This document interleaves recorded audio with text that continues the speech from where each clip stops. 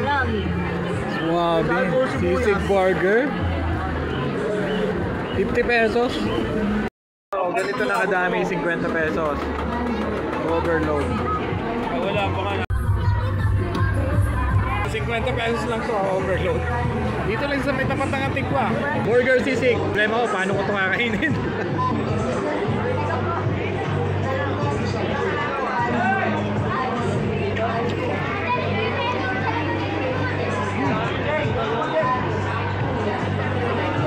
Ito maraming pagkain. Bigay mo sa mabilisan, no? Kamihan mo na lang. No. Kuya, tatlo nga, take out. Suwabe, panalo to.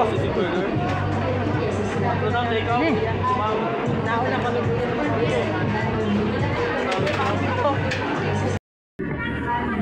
Sir, mano na sir. Kuya, tatlo take out. Sige po. Ayan. Ay, sorry sir. Oh, Wala. kakagulo mo sila sir eh. Oh.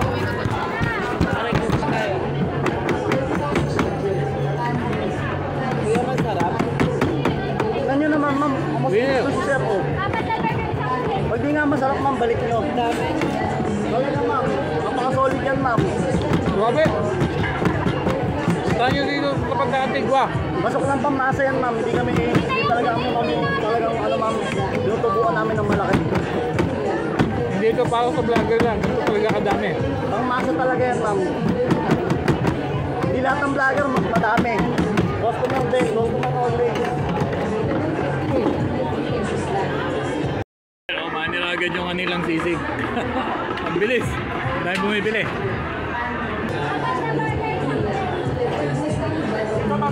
Bibili pa ako ng kanin. Hindi, may Gcash kayo? Meron? Okay. Gcash na lang daw bayad. O, doon ay apat na pala. Apat take out.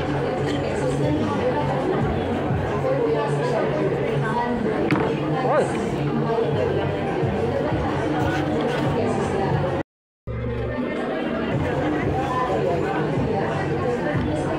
Ayun, may titig pa tayo. Hindi tayo kayo.